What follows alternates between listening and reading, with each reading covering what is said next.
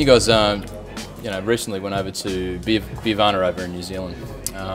Just wondering if you just give your sort of thoughts on, I suppose, the differences between the craft beer movement in New Zealand as opposed to the craft beer movement over here, and certainly, you know, I think knowing about the access of New Zealand to their own hops and that huge industry that they've got over there, you know, what are the sort of the core differences that you guys see brewing in Australia and sourcing your hops and all those sorts of things from local or international providers? It's one of my biggest headaches is making sure we get the hops that we'd like in the volumes that we need, and you know, our growth has been pretty good, and so trying to actually get out the hop allocations for year 2, 3, 4, 5.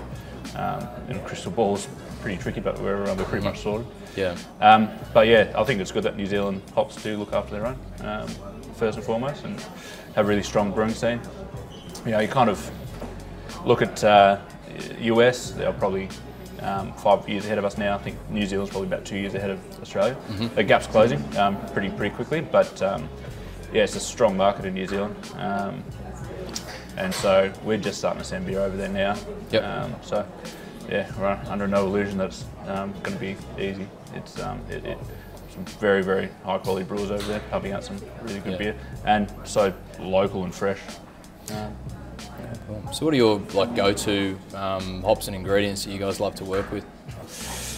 Big American ones, big American hops. I like to use some Australian malt, German malt for the speciality. I use a fair bit, and a couple of British crystals and caramels because they do that really well.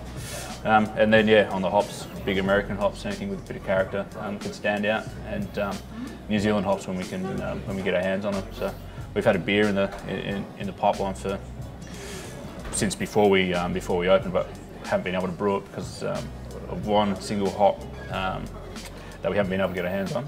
And that's changing as of next year. So awesome. So watch this space and we'll see something special. I'm excited. So yeah, it should be pretty good.